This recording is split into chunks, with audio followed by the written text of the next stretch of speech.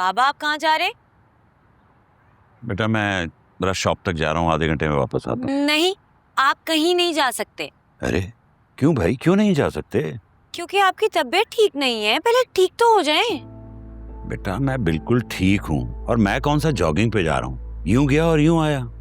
नहीं, आप ये देखिए अपना हाथ, आप बिल्कुल भी ठीक नहीं है। आपको जो भी चीज चाहिए मैं ऑनलाइन ऑर्डर कर दूंगी। तुम बहुत जिद करती हो, जरा सी देर की बात है। अभी कल भी तो गया था मैं इतनी दूर गाड़ी चला के कोर्ट। कल की बात और थी, वहां जाना मजबूरी थी, लेकिन अभी आप कहीं भी नहीं जाएंगे।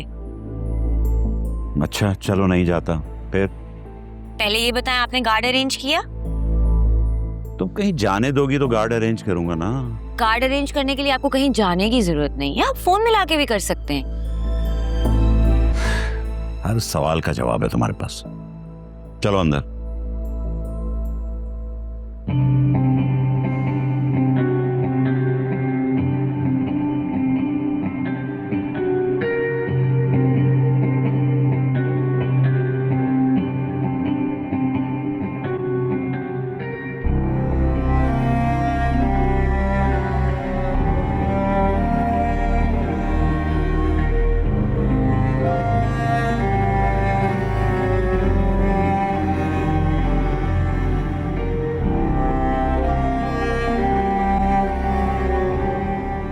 अस्सलाम वालेकुम, कैसे हैं? मैं ठीक, तुम कैसे हो? सब खैर है? बस आपका शफकत का हाथ है सर पे, तो सब खैर ही है। काम की क्या सिचुएशन है? काम की सिचुएशन तो थोड़ी ट्रिकी है। वो लोग घर से बाहर ही नहीं निकल रहे, घर में ही बंद है। कोर्ट जाते हैं, वहां से घर। तो फिर? तो बस इंतजार है किसी मौके का। देखो, जब मौका ना मिले ना तो मौका बनाना पड़ता है। वो कैसे? कुछ ऐसा करो कि बच्ची घर से बाहर आए। लेकिन क्या करूं सुल्तान भाई? अब सिचुएशन थोड़ी बदल गई है। अब बात सिर्फ तुम्हारी बेटी तक महदूद नहीं है। मतलब कि ये, तुम्हें अपनी बेटी चाहिए और मुझे तुम्हारी साली। क्या? ये सुल्तान भाई, ये क्या कह रहे हैं आप? ये कैसे हो सकता है? हमारा प्लान तो ये था ना कि बेटी को किडनैप करेंगे, जो रकम मिलेगी वो आधी आधी कर लेंगे। अब ये साली बीच में कहां से आ गई? देखें, फिजा बहुत तेज किस्म की लड़की है। वो उसे काबू में करना इतना आसान नहीं होगा, बहुत बड़ा चैलेंज होगा। और कहीं उसने मुंह खोल दिया तो वो बच्ची थोड़ी है। यार क्या करूं, तुम्हारी साली पर मेरा दिल आ गया। लेकिन ये कैसे हो सकता है सुल्तान भाई? तुम जमानत पे रहा हो ना। अब सोचो, तुम किसी भी क्रिमिनल एक्टिविटी में अगर पकड़े गए तो तेरा क्या होगा? 10-12 साल जेल के लिए अंदर चला जाएगा।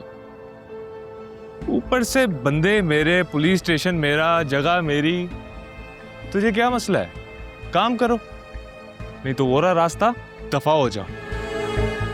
बुज़दिल, डरपोक और कामचोर लोगों के लिए मेरे पास कोई जगह नहीं है, समझा?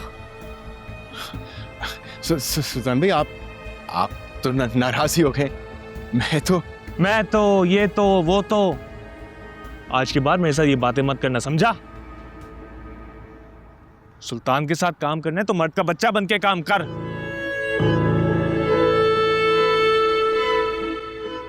और सुन,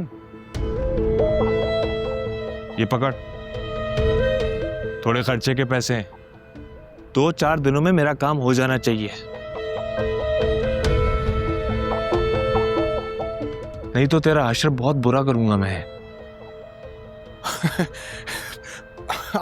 आप बेफिक्र नहीं, आपका काम हो जाएगा, कोई मसला ही नहीं।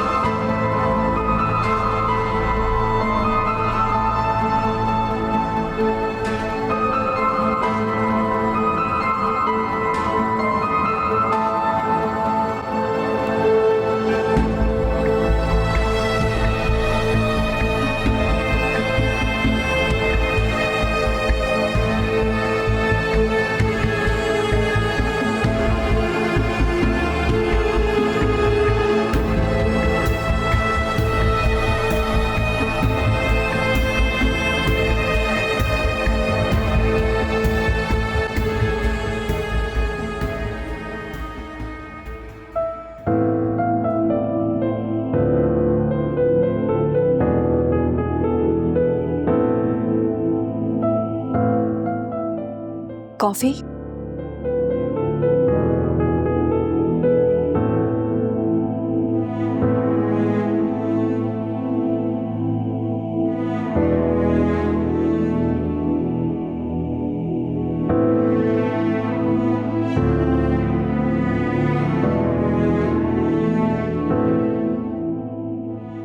आप अब तक नाराज हैं मुझसे?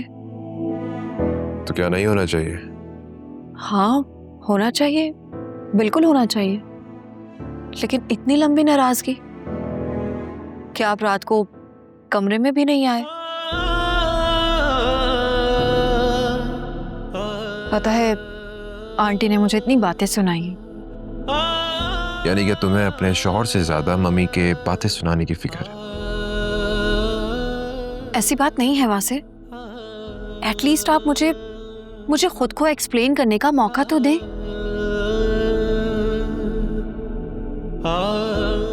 अगर आपको मेरी बात पर यकीन नहीं है तो आप अकरम से पूछ लें।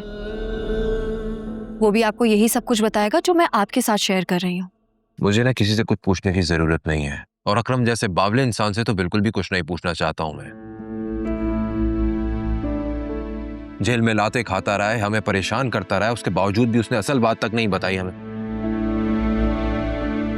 हम क्या पागल हैं जो पागलों की तरह दर बदर की ठोकरें खाते फिरे उसकी वजह से?